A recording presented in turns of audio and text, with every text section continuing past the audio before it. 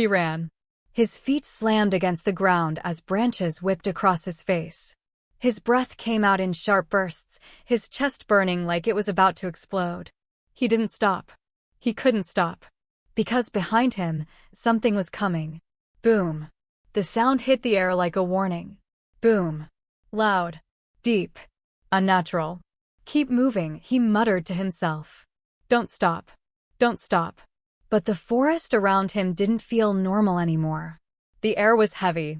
The darkness was too thick. And the worst part, he felt like he wasn't alone. My name is Tunde, he would later say. And I should have never entered that village. Just a few hours earlier, everything was normal. Tunde had been on a long road trip, sitting in a crowded bus, tired and frustrated.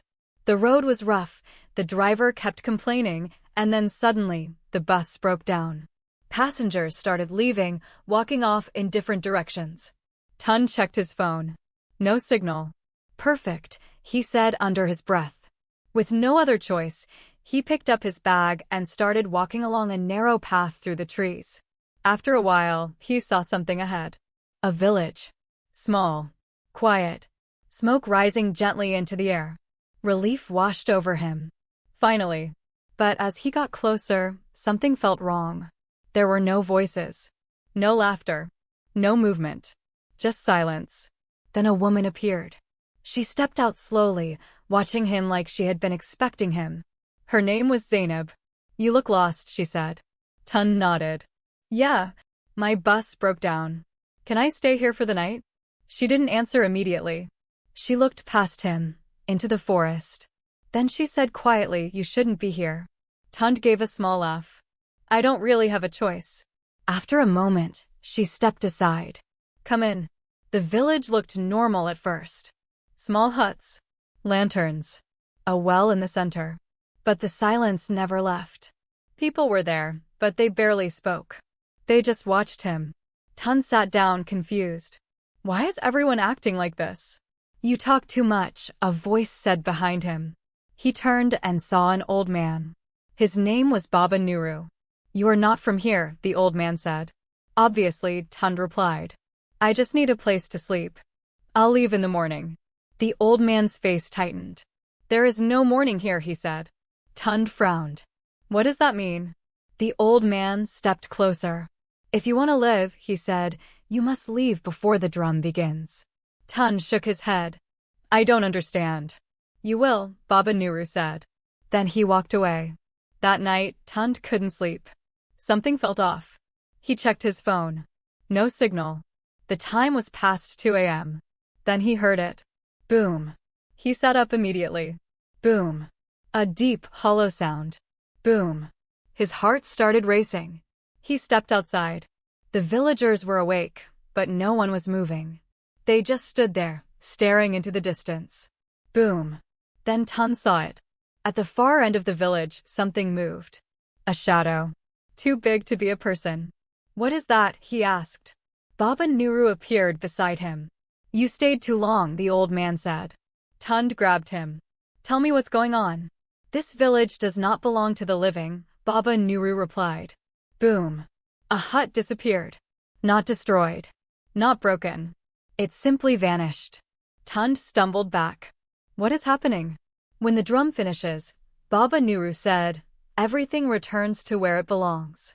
Tunde's voice shook. What do I do? Run, the old man said. Go into the forest. Don't look back. Don't stop. And no matter what you hear, do not answer. Tunde didn't wait. He ran. Back to now. Running through the forest, heart pounding, fear taking over. Boom. The sound followed him. Boom. Closer. Then suddenly, silence. Tunde slowed down, breathing hard. He looked around. Nothing. No village. No drum. I made it, he said. You didn't. He froze. He turned slowly. Baba Nuru stood behind him. Tunde shook his head. No. I left that place. The old man said calmly, you think distance matters? Tunde turned around again. And his heart dropped. The village was there. Right behind him. Exactly the same. You didn't escape, Baba Nuru said. The village came with you. Tunde's voice trembled. What is this place? It exists between night and morning, the old man said. And once you enter, it doesn't let you go easily. Tun's chest tightened. Then how do I leave? Baba Nuru pointed to the center. The well. If you reach it before the final drum beat and you don't look back, you can escape. Boom. The drum started again. Tun didn't wait. He ran. As he ran, the village began to change. The air grew heavier. The whispers started. Tund. He ignored it. Tund, wait. His body shook. It sounded like his mother. No, he said. Not real. Boom. The well was closer. But something was behind him. Fast. Too fast. Tund. The voice screamed his name. He reacted. He turned. Just for a second. And he saw it. A shape shifting between faces he knew. Smiling. Reaching for him. Tund screamed and ran harder. He jumped. His fingers touched the well. Everything went black. Then he woke up. On the ground. In the forest. Dawn. Birds. Light. Calm. I made it, he said. You didn't. He turned. Baba Nuru again. This isn't real, Tun said. You crossed over, the old man replied. But you didn't escape. You looked back. Tund dropped to his knees. No. I was so close. There is one way left, Baba Nuru said. Tun looked up. What? You must take someone else's place. Tun froze. No. Then you stay here forever, Baba Nuru said. Before Tund could respond, the world shifted again. The village returned. And then, footsteps. A young woman appeared, breathing heavily.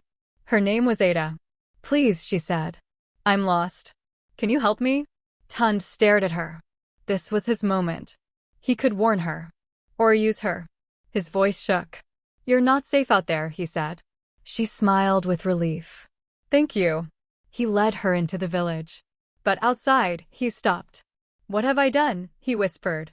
You chose, Baba Nuru said. You said I had no choice. There is always a choice. The drum started again. Boom. Inside, Ada called out Tund. Tund closed his eyes. Then suddenly, run, he shouted. Ada froze. What? Run. Don't stop. Don't look back. She hesitated, then ran. Straight into the forest. Tund watched her go. I couldn't do it, he said quietly. Baba Nuru nodded. Then you remain. The village began to disappear again. Tund dropped to his knees. He didn't move. He didn't run. He just waited. Morning came. A new traveler walked along the road. Confused. Lost. He saw the village. Relief filled his face. And at the entrance stood a man. Tund. Can you help me? The traveler asked. Tund smiled. You shouldn't be here, he said. Then he stepped aside. Come. The cycle had begun again. Now think about this. If you were in Tund's place, what would you do? Would you sacrifice someone else to escape?